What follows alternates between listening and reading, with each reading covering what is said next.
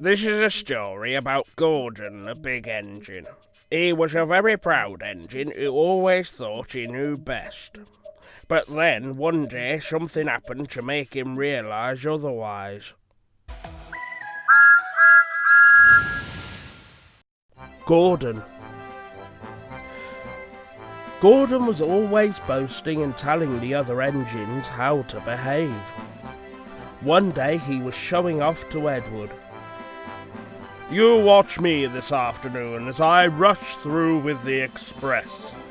That will be a splendid sight for you when you're shunting trucks." And before he puffed away, Gordon said, "Don't play around with the trucks, Edward. It isn't wrong, but we just don't do it." Edward ignored Gordon.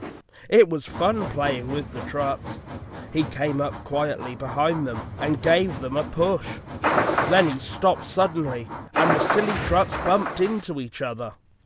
"Oh!" they cried. "Whatever is happening?" Edward played until there were no more trucks to move. Then he stopped to rest. Suddenly, Edward heard a whistle. It was Gordon, and he was very cross. Instead of pulling nice shiny coaches, he was pulling lots of dirty coal trucks. "A goods train," he grumbled. "The shame of it!"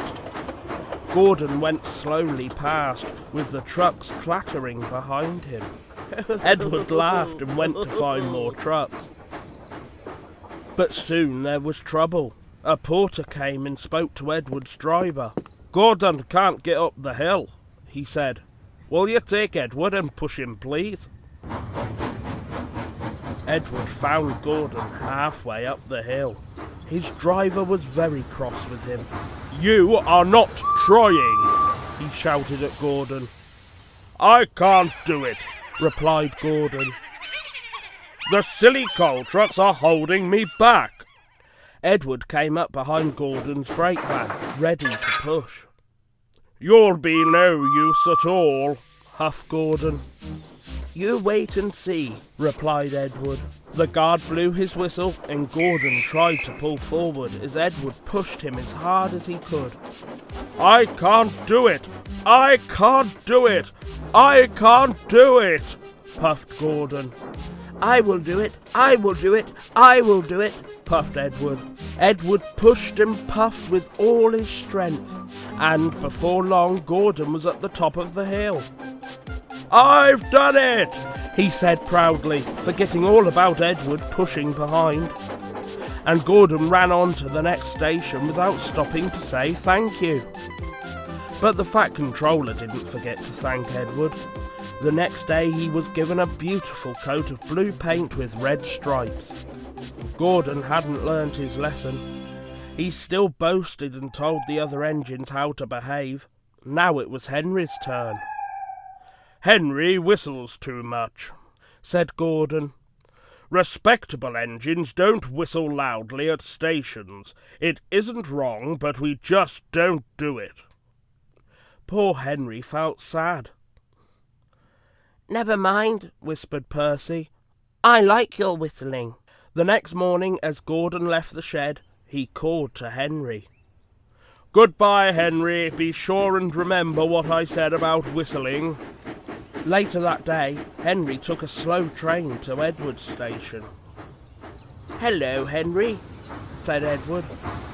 "I was pleased to hear your happy whistle yesterday." "Thank you, Edward," smiled Henry. "Shh! Can you hear something?" Edward listened. Far away, but getting louder and louder, was the sound of an engine's whistle. "It sounds like Gordon," said Edward. "But Gordon never whistles like that." But it was Gordon. He came rushing down the hill at a tremendous speed. Gordon's whistle valve wouldn't close, and he was whistling fit to burst. He screamed through the station and disappeared. "Well," said Edward, looking at Henry. "It isn't wrong, but we just don't do it," chuckled Henry, and Edward laughed. Meanwhile, Gordon screeched along the line. People came out of their houses. Fire engines set off to find the fire, and old ladies dropped their parcels in shock. Porters and passengers held their ears. The Fat Controller held his ears too. "Take him away," he bellowed, "and stop that noise."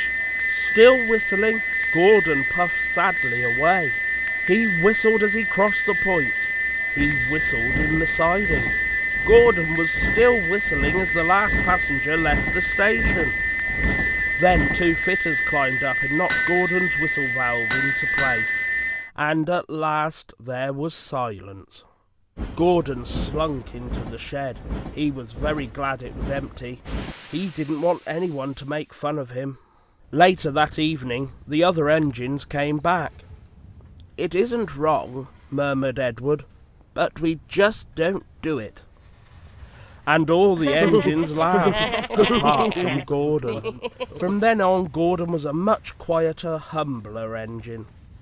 Well, for a few days anyway.